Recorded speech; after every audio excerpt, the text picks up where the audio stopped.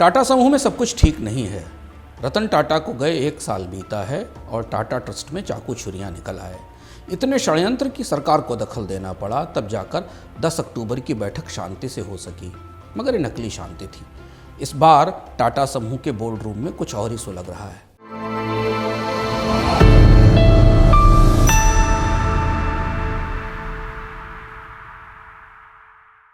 Tata trust जिस Tata sons को संभालता है, उस टाटा सन्स के का कारोबार 38,000 करोड़ रुपए है और उसमें 29 लिस्टेड कंपनियां हैं।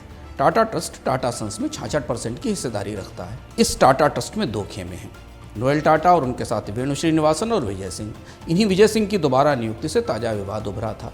दूसरे खेमे में है मेहली मिस्त्री, प्रमीत झावेरी, जहांगीर एस जहांगीर और डेरियस खंबाटा। मेहली मिस्त्री का खेमा टाटा सन्स की शेयर बाजार में लिस्टिंग और बोर्ड में पारदर्शी गवर्नेंस की मांग कर रहा है। 10 अक्टूबर की बोर्ड बैठक में लिस्टिंग पर, गवर्नेंस के नियमों पर, नियुक्तियों पर चर्चा ही नहीं हुई। ये विवादित मुद्दे थे जो उठाए ही नहीं गए। बैठक के बाद सब कुछ सामान्य बताया गया, मगर हकीकत ऐसी हरगिज नहीं है। आइए आपको बताते हैं कि क्या चल रहा है। टाटा समूह में सबसे बड़ा मुद्दा है टाटा सन्स की लिस्टिंग। शपूरजी पोलुंजी समूह, जिसके पास टाटा सन्स में 18.37% हिस्सेदारी है, वो इसे लिस्ट कराना चाहता है। रिजर्व बैंक भी टाटा सन्स को प्राइवेट की जगह पब्लिक करने के पक्ष में है। शपूरजी ग्रुप को दिसंबर 2025 तक 10,000 करोड़ रुपए का कर्ज चुकाना है। अगर लिस्टिंग होती है तो शेयर बेचकर राहत मिल सकती है। टाटा ट्रस्ट के बाकी सदस्य इसका विरोध कर रहे हैं, खासतौर पर नोएल टाटा का समूह, क्योंकि लिस्टिंग से टाटा सन्स पर उनका नियंत्रण कमजोर पड़ जाएगा। टाटा ट्रस्ट के बोर्ड का झगड़ा सरकार की चौखट तक पहुंचा। गृह मंत्री अमित शाह और वित्त मंत्री निर्मला सीतारमण ने टाटा ट्रस्ट के बोर्ड से मुलाकात की। कहते हैं दिल्ली के दखल के कारण ही 10 अक्टूबर की बैठक शांति से गुजर गई, मगर लिस्टिंग का मामला हल नहीं हुआ।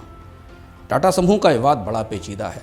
रतन टाटा के दौर की सहमतियां उनके व्यक्तिगत रिश्तों और प्रतिष्ठा पर टिकी थी। अब खुला खेल है। कॉर्पोरेट गवर्नेंस, वित्तीय पारदर्शिता और शेयर होल्डिंग के सवाल हैं। नियामक टाटा सन्स के सूचीकरण के पक्ष में हैं। विवाद बढ़े तो फिर 29 सूचीबद्ध कंपनियां जो टाटा समूह में आती हैं, उसके निवेशक नुकसान उठाएंगे। क्या आप जानना चाहते हैं कि भीमकाय टाटा सन्स अगर शेयर बाजार में लिस्ट हुई तो क्या होगा?